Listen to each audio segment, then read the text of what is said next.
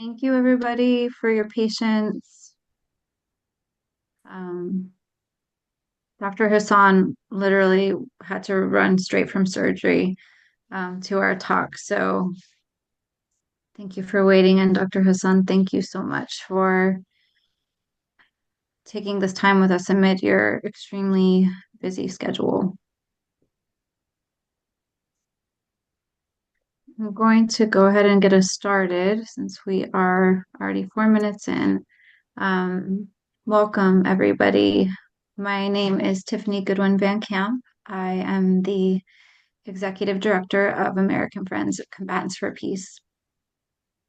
Um, as we close another year marked by unimaginable loss and suffering and injustice, on behalf of Combatants for Peace and American Friends of Combatants for Peace, it's an honor to be with you and to dedicate our last collective ed of the year to the children of Gaza.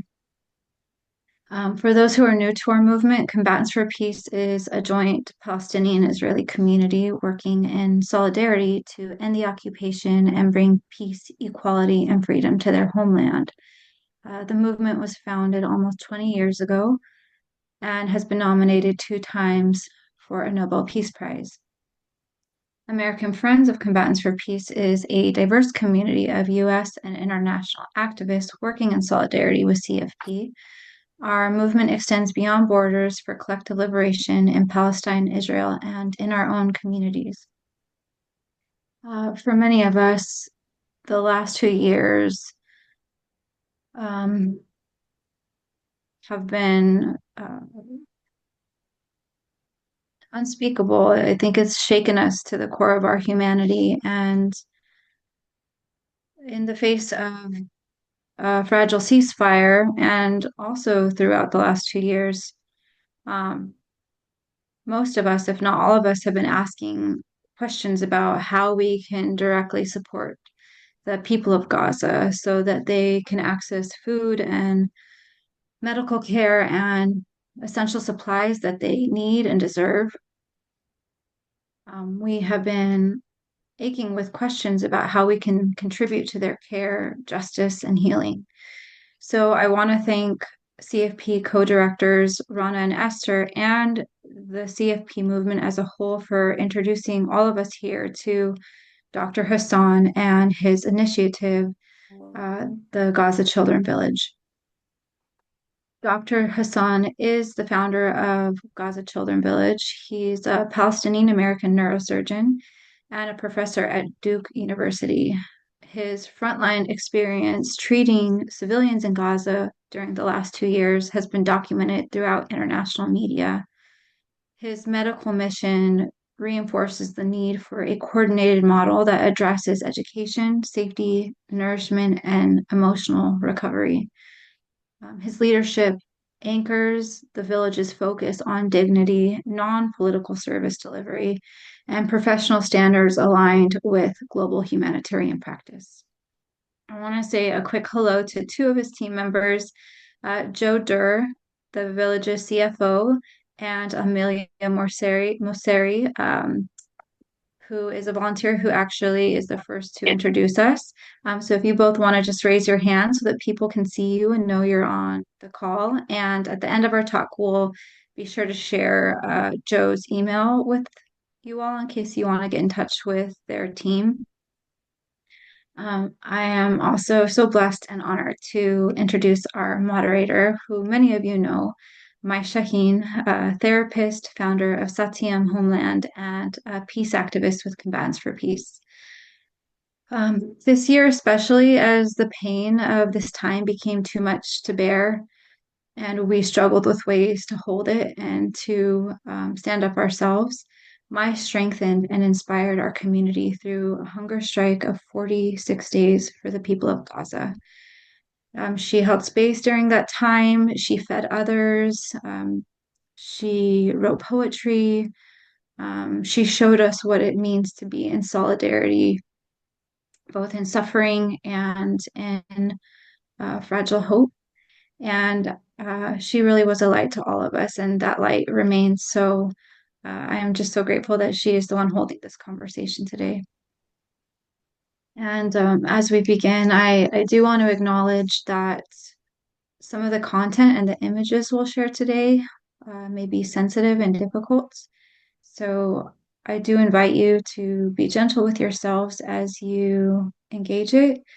Be gentle in the comments, gentle with each other, and hold the space as collectively sacred and tender. It'll be about an hour, and we'll send the recording tomorrow.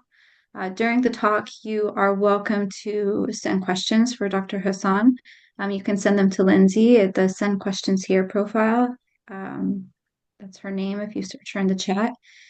And then besides that, I just want to thank you all for taking this time at the close of the year to be together. And I would like to now hand things over to Mai.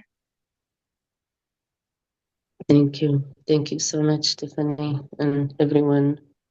It's such an honor to be with all of you and to hold this conversation.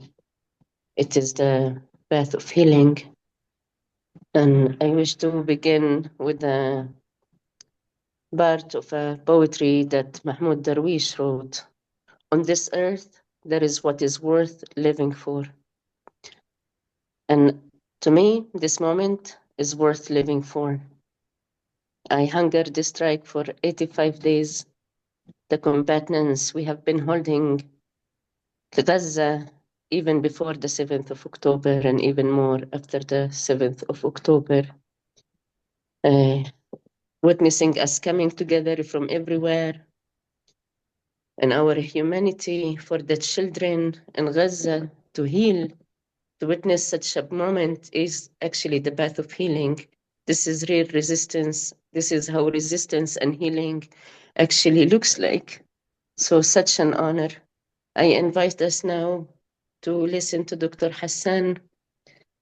Dr. Hasan, good evening. Thank you so much for being with us. Can you please share with us, maybe to begin with, what life looks like on the ground right now for the children and the families? You just now came out of surgery as well. What are you seeing, hearing, and maybe what is being asked as a response now that you can give to us? Thank you. Thank you all. I'm very, very grateful for each one of you for taking the time to join. And I thank you for your big heart, for your kind spirit, that you're showing that you do care, because being here says that you do care about the people in Gaza, about the situation in the Middle East, specifically between the Israelis and Palestinians. I want to start by saying my heart goes out to the people in Australia with the recent event during Hanukkah. It is a heinous act, no matter what motivation or anything. I pray for the families who went through this and going through it. But also, I want to take a moment to reflect that we as human beings, irrespective of our background, we do care about each other. As you know, the person that helped with the situation, and he did his best, and he unarmed wrestled the one of the killers, and able to prevent further people killed. And he was a Muslim, and so there is hope, and that's why being a surgeon, I just did a surgery. I live by hope. The only reason I operate on people is because there's the hope. Sometimes there's no cure, but the fact that we do care, show empathy, sympathy, it makes all the difference. So now, reflecting back on Gaza, the situation in Gaza continued to be horrible, very dire. Even with the ceasefire, even with the fact that more aid is entering Gaza, the situation continued to be horrible. The last 10 days kind of reflected that clearly. There has been winter storms in Gaza. These winter storms have been really horrible with flooding. Almost 70-80% of the people in Gaza continue to live in tents. These tents are not solid structures to withstand the wind and the rain. And because of that and the flooding, the conditions have been really horrible, to the fact that the tents, the grounds is flooded. People cannot sleep. They spend 2-3 nights in a row standing. Couldn't lay down. Just imagine, you're living in a tent and it's flood. The mattress, the carpet, if there is a carpet, everything, your food, your clothes, all on the ground, and all that is soaked wet, red. That if you're lucky, you still have the tent standing and preventing this horrible winter storm. So just reflecting on that. Not only that, with the winter, it's cold and wet. We just heard recently about a baby frozen to death during this time. You can't even, there's no electricity, if you will. It's dark. I just zoomed a little bit before surgery with an 8-year-old, one of our kids in school, that's accidentally was shot. She was going to one of our academy. We were lucky that the bullet just dodged. She scratched her chest, but went through her arm. So I zoomed with them just to tell her that we're with her, check on her. And she was in a tent and it was really dark. They had to hold the iPhone to light it up. And so the conditions, just that in itself, enough to reflect about that's what's going on. Not only that, as you know, with winter, where people packed on top of each other, if you will, there's no vaccination, so the flu, COVID, all this is a ripe ground for infection. And remember, these people also live in tents. They make a hole in the ground to go to the bathroom. And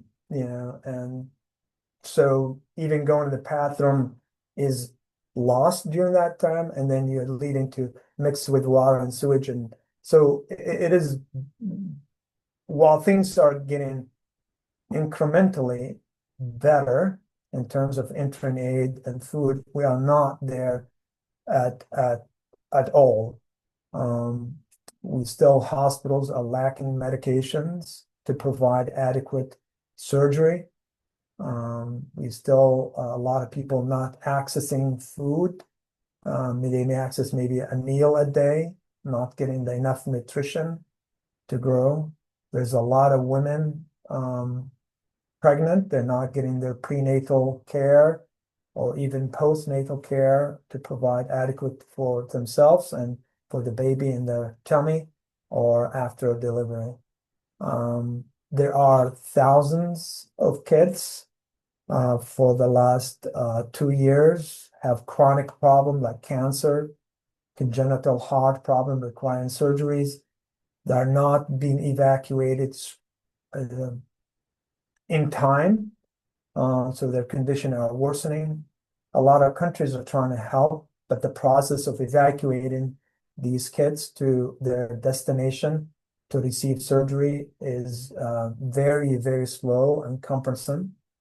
Also, we've learning that even as we evacuate these families, there are conditions. The condition on the ground is that only a single parent and the sick child can leave, and the rest family have to stay. This has been problematic, and a lot of families now choose not to go out because one, as you know, the only thing left for these people at this point is their families. And the process of evacuation, if you take a single mom, let's say a mom in this case, and the sick child, you leave in the dad and the kids, they go into Italy, Bosnia, England. They don't speak the language. The culture is different. And the communication back and forth between in Italy, let's say example, and back home and in Gaza, the internet is bad. So it's a lot of families that choose not to go unless the whole family is evacuated.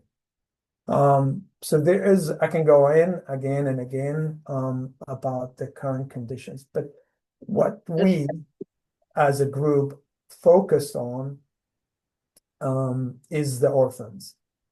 And I was the medical leader of the first convoy to enter Gaza back in December of 2023.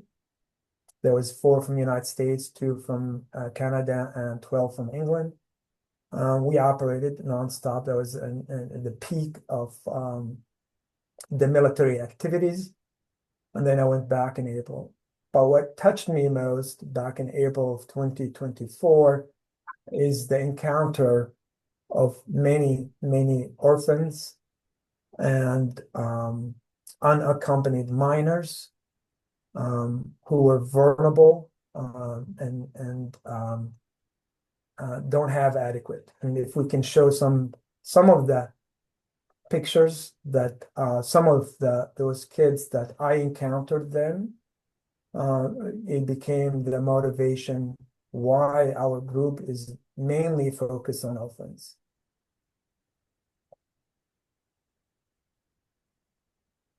And so you see right here, this is 3 children. They were living very close to the hospital, and they had no one left for them. The whole entire family were lost. And so this is a 9-year-old right there sitting on the ground, and she have a 7-year-old. You can see her back, and this 1.5-year-old. And this 9-year-old now and was the care provider for these 2 kids. And they were so have nothing left for them except to live outside and close to the hospital and dig in the trash to find something to eat. The next picture.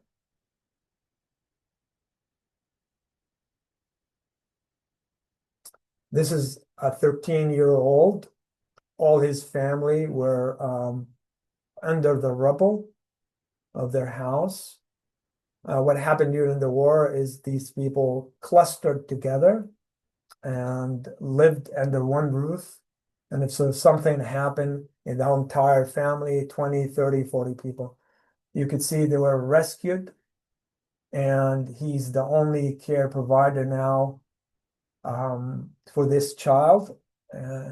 She's 11 months old. And you could see he's trying to feed her, and he's in pain. You could see his feet, for walking, there's no shoes, nothing left. And he's now, the sole provider for this child. I think there's another picture. Yes, this is a 2-year-old. Literally, I was walking and she was just laying there, and you could see the bottle is empty and trying to put herself to sleep, and no one around her to care for her or provide care for her. And you could see here that she's been there for a while, evident from her clothes, and hadn't had food for a while. Because of this, and also because during that time, when we are in the hospital, because of this limitations of everything we have then and the casualties, there sometimes at morning we have 10 to 20 kids come in injured. And what we could, if we had the appropriate, and even if in a poor country, third world country, if we have the resources, we could survive them. But because of the limitation of the access to the ICU, the OR, the equipment, the medication, I consciously had to let some of these kids who could be survived die, and their ghost continue till today haunts me, and I don't sleep because of that. All that as a group, we're focused mainly now on these orphans in Gaza to offer them an opportunity to have better life. So that's the condition in Gaza. Well, thank you so much, Dr. Hassan. Listening to you and on the ground and seeing the photos, it makes me, since I heard about the Children Village, I've been very much involved in everything that I could possibly do, and listening to you makes me even more eager to make it happen as soon as possible. But for those who are joining us, who may be seeing the Gaza Children Village for the first time or hearing about it for the first time, can you speak about its purpose, why it was created, and how that mission continues and evolves under these conditions? Yeah, thank you. Because of that, we tried many times to build. The idea was to build a huge shelter for 20,000 kids in northern Gaza, which has a shelter, an academy, a field hospital for kids, and psychotherapy. But we failed. And back in June, we as a group, during maximum blockade and food, we adopted about 1,500 families, and we bought flour for these families to survive them during the month of Ramadan, the fasting. We bought flour. We bought as expensive as from $20 per kilo to almost $80 per kilo, but we were able to do that. However, in July, I continued with my dream. We wanted to build an academy within that shelter for the displaced Palestinians from northern Gaza. And we did. We opened the first academy in July of 2026. At that time, we expected 200 orphans. However, 500 orphans showed up at that day. And what was striking to us immediately that a few of these kids haven't had food for 3-4 days. I immediately contacted my friend, my colleague, my partner, Jose Andres, who they just started operating again 6 days prior to opening. And I demanded to provide meals for the kids. He responded. So we suddenly have 500 orphans. We providing education, daily hot meals for these kids. We didn't stop there. We also hired a doctor, a pediatrician, and 2 nurses. And we start providing care because these children have so many diseases. Some of them haven't had a bath or shower for 2 years, and they have a skin disease, and also they have injuries where they have external fixation from fracture, but no one else have managed them, and they have bugs coming out of their incision. So we had a clinic, and then we also start providing a psychotherapy. We, at that time, and continue to be the only group, proudly so, to provide the holistic approach for these kids in terms of 4 corners education, which is peace-friendly education, nutrition, daily hot meal. Some of the kids take the meals with them home, the healthcare, and also the psychotherapy. We moved from that, expanded to 600, and then in October 1st, we built in Khan Yunis another academy for 1,500. Now it's up to almost 1,800. And we did the same thing. We did the same model, better iteration, kind of like an iPhone. We did better iteration, better complex, and we have 1,800 people getting the same thing: food, daily food, hot meals, education, healthcare, and psychotherapy. And they do it as a group psychotherapy as well. And if this one kid is identified having an additional problem, they do that. We then, by December 1st, we opened another 4 academies, and we're up to now 8,500 orphans, vulnerable kids, that we do exact same thing. There's now 3 in Khan Yunis, 1 in Deir Balah, where we merged the old one into the new one, and 1 in Zuwaida. And to report to the group, we are building the second largest academy in the entire Middle East. It's for 10,000 kids. It is ongoing. It should be completed the first week of January. This is the largest academy is in Saudi Arabia for 15,000. We're going to be the second largest for 10,000. That's at least my search. If you found something else, don't hold it against me. But it's 10,000, and next to it will be an academy medical education campus. What we would like to kind of help, we're not only with the immediate relief, but we try to be part of the reconstruction and the rebuilding of Gaza. So we realized that we're missing a lot of doctors and a lot of nurses and allied health. So we building a medical education campus. The only one will be standing. There's two universities reached out to us, University of Palestine and Al-Azhar University, and we'll do an accelerated medical school. And nursing, hoping to train 500 doctors, 1,000 nurses, and 1,000 allied health. And we're also going to try to do a university. So our group is expanding, and the limitation only is the money. For us to expand, we have crazy ideas, as a lot of people tell us. They think I am crazy, but I take that. If they're kind to me, sometimes they think I say I'm outrageously ambitious. I take that as a compliment too.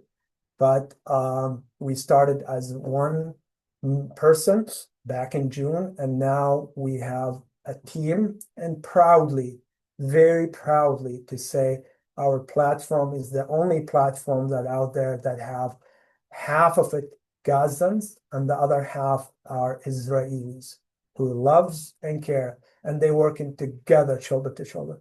None of us believe in coexistence. Coexistence is a really bad word. I hate that word, because I can coexist with you in the same room, but you have strong feelings against me and you're waiting for the minute to gut me out.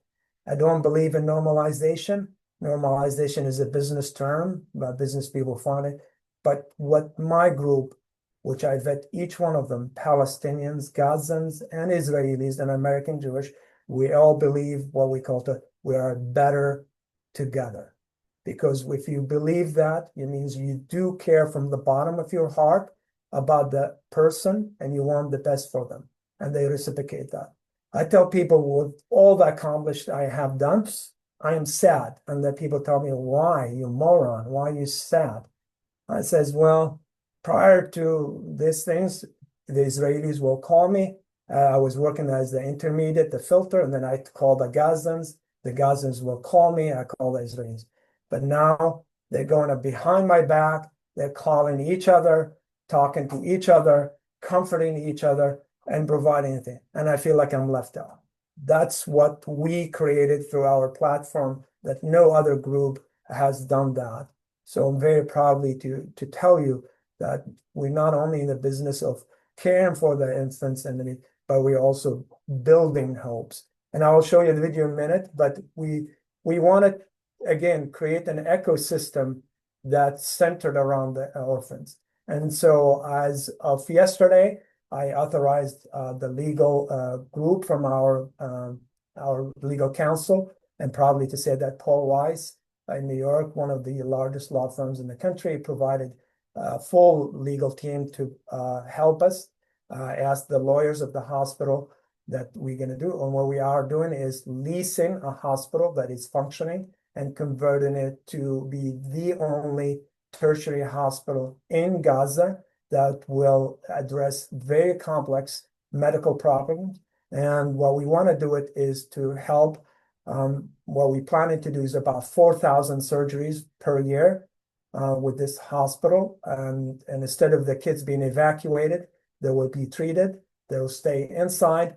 They have their family together.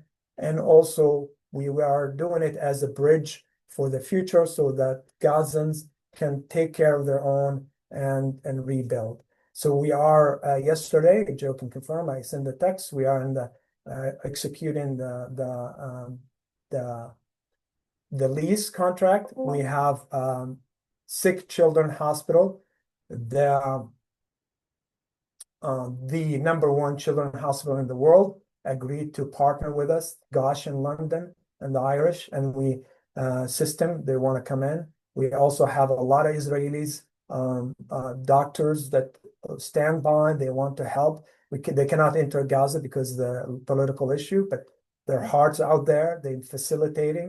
We also want to have two of the largest NGOs in the world, Cure, which is the $2 billion budget per year. The CEO agreed to be part of our group, and he said, David, anything you need for the hospital, we'll get it for you. Also, we have direct relief, that's one of the largest in the world. Again, $2 billion yearly budget. They're going to provide any medication to us. So we build in a coalition. WCK will provide meals for this hospital. We're not only that, we also acquired the only zoo left in Gaza. We got a phone call. We had the zoo now, and the kids are taking care of these animals and help caring for that. So we are now creating an ecosystem. Again, we're hoping to build more with your help, of course. Without you, we could collapse. Literally, I say that we have funds for 3 months to sustain us. If we don't receive the adequate funding, our ecosystem will collapse, and we for ways to sustain. I would like to show you a video now about the second academy that we opened. راح يجيب لنا طحين من المساعدات كتير. أنا بشتاق لبابا. استهدفوا بخاني يونس بمحله فاستشهد هو وياه. كل شي عملناه عشانهم، كل جهد قدمناه كان لمستقبلهم، وكل تعبنا هان قبال دمعة منهم.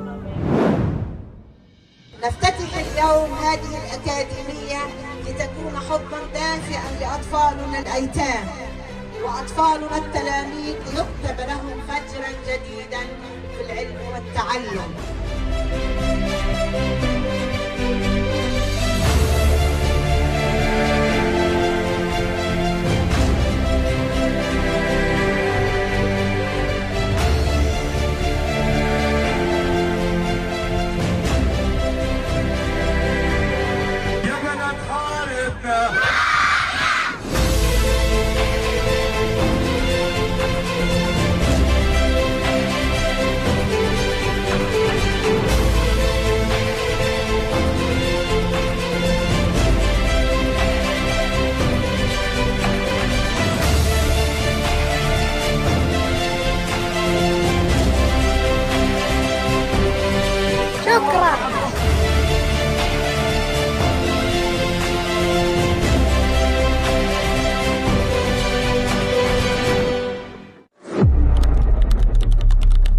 As you see, this is a presentation that is completely different with the actual reality that you saw earlier with the 3 pictures of these kids.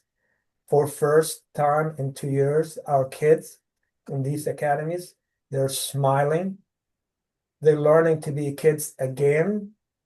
They're thriving and enjoying this. Yesterday, 4 days ago, we entered 2,500 jackets for these kids that some of them haven't had a clothes or change of clothes in 2 years.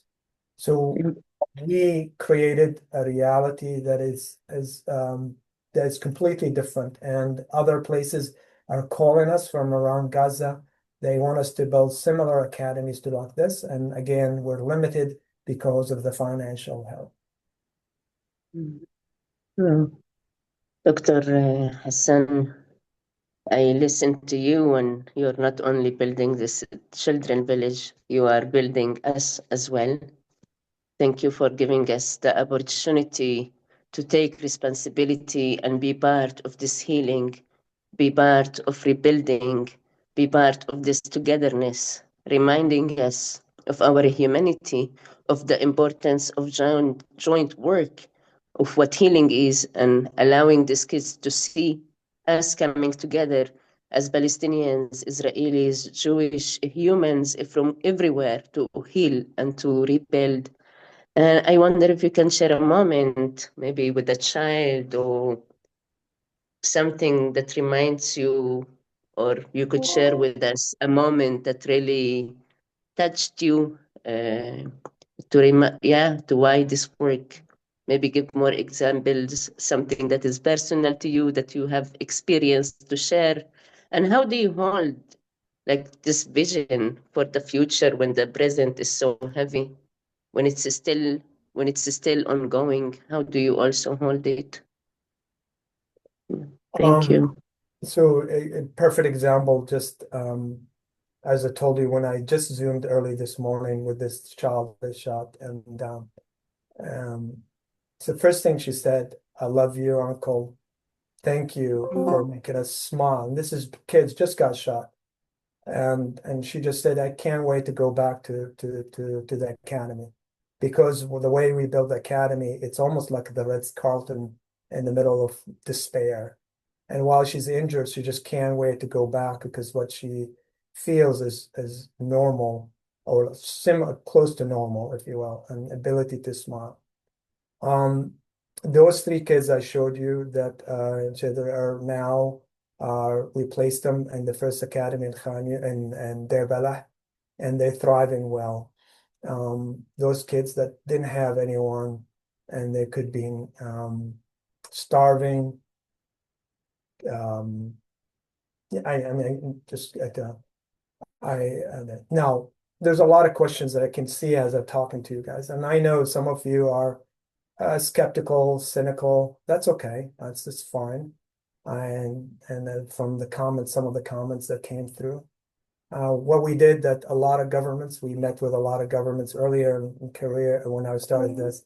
No one believed that we could do it, and we are able to do it and accomplish it. Our kids are, for the first time, they're taught interfaith course where they're learning about tolerance, about appreciation of the neighbors, appreciation of people around, and the fact that, to the point that the kids made literally a poster to send it for Hanukkah and celebrate Hanukkah, and they send a Rosh Hashanah.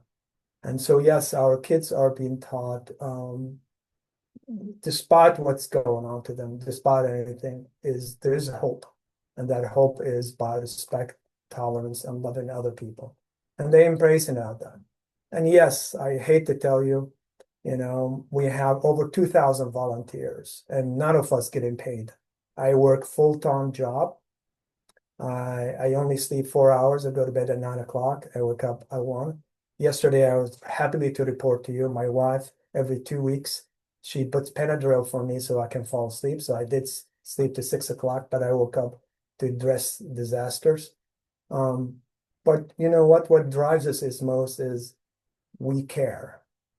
The people, Israelis, Gazans, everything, we care about our orphans. And this group are really like me, all of them. It's easy for us to go back and do our own job. I mean, because of that, I'm traveling quite a bit to Israel and Gaza, and my job productivity is decreased. My salary is gone. My family received death threats. I personally received death threats. So we do take it seriously, and we believe that. For us to materialize that is to stop. It's easy for us to stop. If this group, another group, tells me, David, we don't want to help, it's not on me. It's on the people that refuse to help. I'm constantly driven by the movie Schindler's List. The last scene, when Oscar and his wife are leaving, and the Jewish 128 or 126, they wrote a letter, gave it to him. It says, if you got stopped, this would help you, or arrested. And he just kneeled down on his knees and cried. And he said, I wish I had sold my car. I wish I sold my golden pen. I wish I sold my wedding ring. I could save one more life. 5 years from now, 10 years from now, you would look back. I hope and pray you are in good health. And you would say, I had an opportunity and I could change a child's life. If you can look 5, 10 years in the mirror and you said you could do that, then yes. But if you can't, it's on you. I encourage you. That's what we try and do, is help these kids. We are changing generations.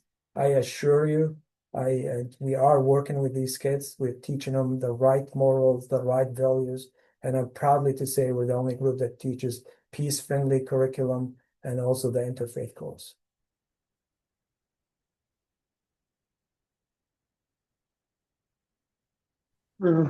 Thank you. Again and again, listening to you and seeing how it is being already on the ground and moving. It's in action. It's already happening, and knowing that the Zoom is to push forward that this actually Children Village will be happening as soon as possible, even within less than a year, that we are able to come together to support this initiative and to truly take a responsibility on making sure it is happening for those children. And Dr. Hassan, many of the people who are with us are also asking, what does real meaningful solidarity looks like now with Gaza? What do you most need from us as allies? Like, what do you want, not in theory, in practice? What can people now, after this conversation, after this Zoom, what can they do in order to support this coming into reality as soon as possible?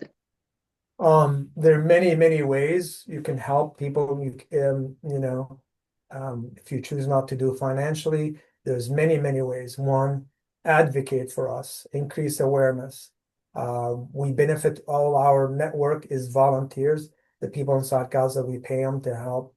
But if you are, like example, we needed a legal system built us, and we did this talk to a group, and one of them said, David, I know the right person.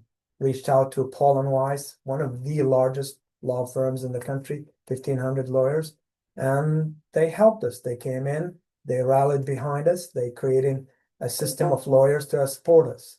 Another person has said, David, I have a contact with Direct Relief. And they made that contact for us and facilitated. Another one with Project Cure.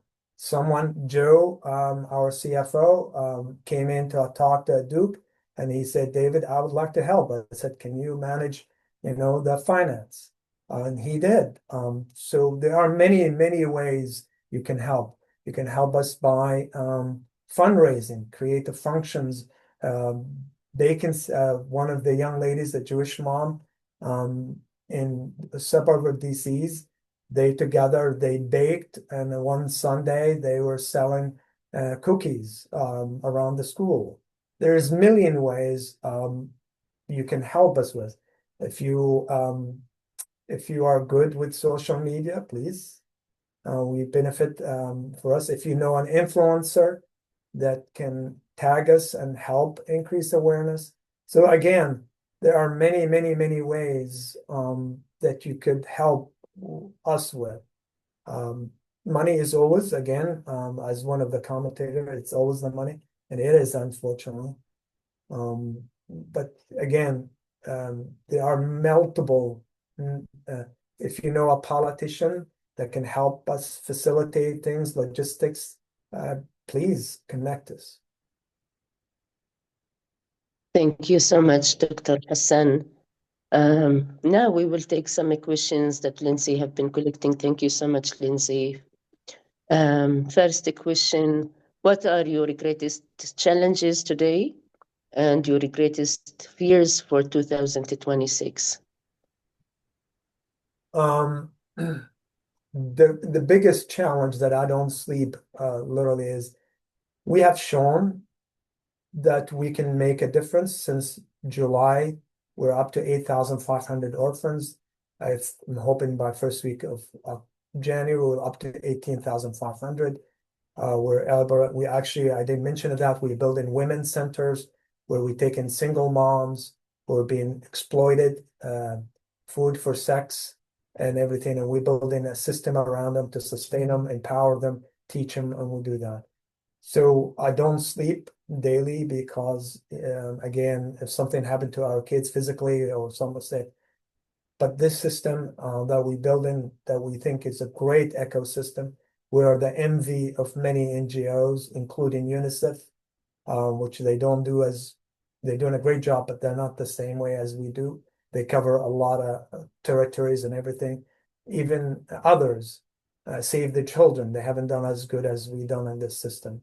And this system is within 3-4 months. If we don't have sustaining, we're reaching out to governments. So if you know people in the government or other governments, I flew to Abu Dhabi to meet with the Emirates to help, for asking for help, and the French government, the Canadian, and others. So my biggest fear is this: we could see how we made these kids thrive, smile, building that hospital, that this system will collapse. There's concerns, yes, about safety and security, but we're working with the Israelis. We're working, again, because we're apolitical, we're working with the Americans. We're also working with the local communities, the clans, who are protecting us and making sure that we're protected. That's my second fear, is, being attacked or, from other groups. Those are the things that keeps me awake all night and not sleeping. My hope is 2026, we expand. I have grandiose that if this project, the Mega Academy, successfully works, we are promised different lands from different clans and groups they want us to come. Literally, we have about 6, 7 ready to go. And we can go up to 30 academies, mega academies, and we can cover, if we have the resources, by June of 2026, we can build 30 mega academies and cover 300,000 kids, providing the same thing. That's my dream. My dream is to successfully launch the hospital and treat and do 4,000 or 5,000 surgeries and help with the burden. As I'm speaking to you now, there's one kid is dying because cannot be evacuated in time, either because of cancer or heart condition that needs surgery, immediate surgery. So we hope we can help with that. I'm hoping that we build the women's centers, empower the women, protect them where they can provide for their children, live dignified. For the first time, some of the girls haven't had an opportunity to take care of their period. We entered just recently, my wife and I, a year ago, entered 4,000 dignity backpacks. We just recently entered 1,000.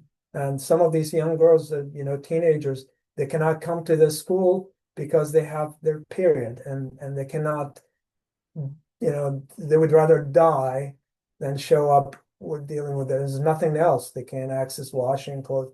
So I'm hoping we can, yes, we may not address the whole problem in Gaza, but if we can save one life, if we bring one smile on a child, if we can make a difference in one child, I will sleep better, and I can look back 5 to 10 years and says, I'm a decent human being.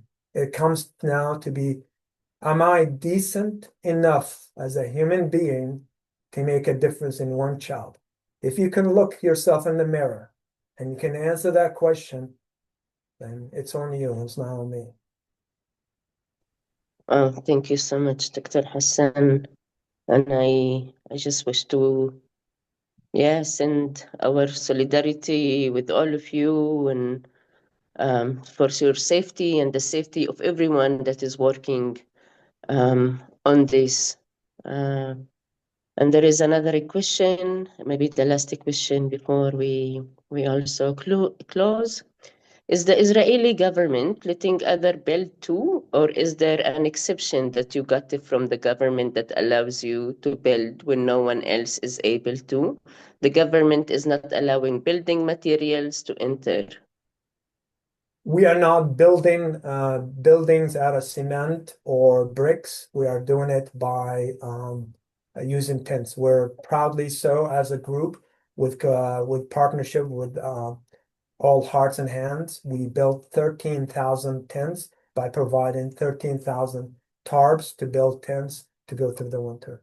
So we are what we do are we take advantage of we're resourceful. We have everybody in Gaza trying to help us because what we do and provide for the people. So we try to take maximum advantage of what's available in Gaza. We enter things through the Israelis.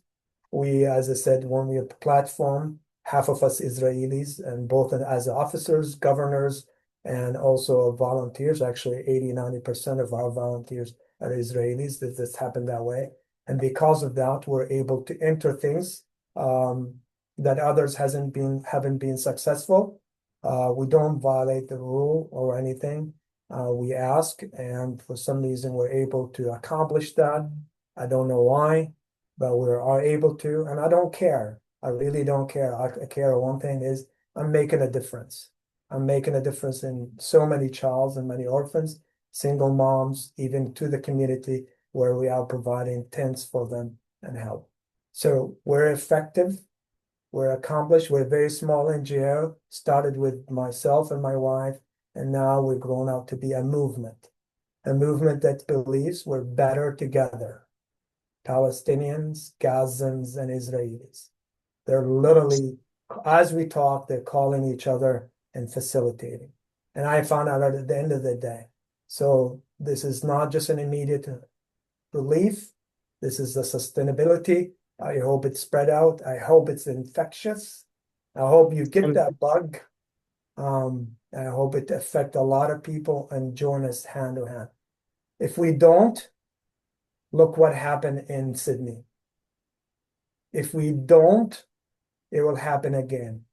It has to be not just in Gaza, but worldwide. It cannot continue. This hatred on both sides has to be gone. And the way is education, empathy, and believing we're better together. Really, my heart again goes out to the people in Sydney, people celebrating now, unfortunately. My prayers goes to their families and their loved ones. Dr. Hassan, again, thank you. And I wish to also share condolences and sadness to what happened in Sydney and to condemn all acts of violence, discontinuation of violence, no matter who is doing it or to whom it's being done.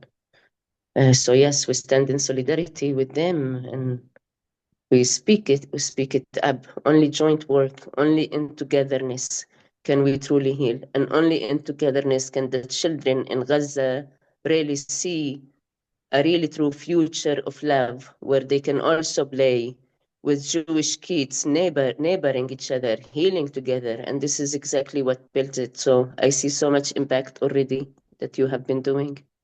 I have been impacted so much since I learned about it, witnessing you and following what you are doing.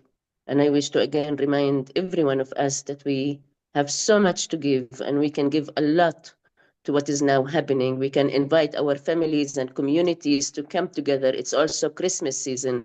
So I invite all of us to start inviting our families, synagogues, churches, mosques to donate, to say, hey, send your money, make it happen. Kids needs it. This is the joint work. This is the true healing work. Taking action, creating a children village, hospitals, clinics. This is exactly what needs to be done. And there was another question, Dr. Hassan, before I hand it back to Stephanie to close us out. Have they connected to overseas schools which can involve their own students in this project? I can picture something like sister, brother schools, adopt a school maybe.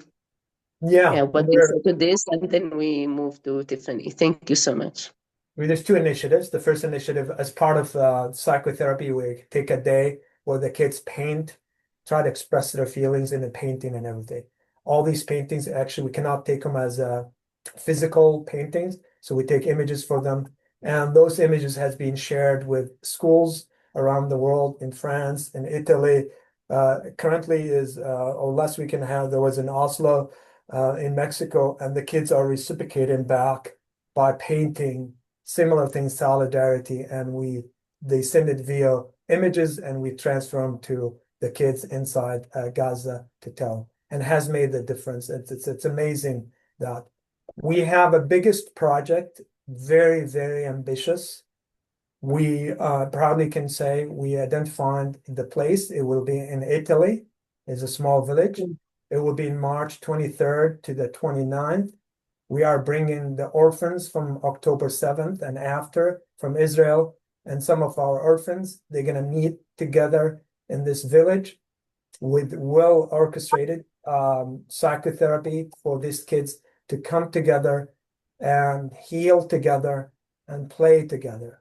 There will be no media completely, and the location unknown to people, but we are moving toward that. And we hope that will be a pilot that is successful, where we can bring kids from Gaza and from Israel to play together, because they are the future. While we are here, I'm 53. I'm creating a future for this. That's their future. And I really, if these kids, if they will hopefully, they will send a message for the world and for our leaders. Enough is enough. This is our future. Don't fuck it up. Sorry for my language.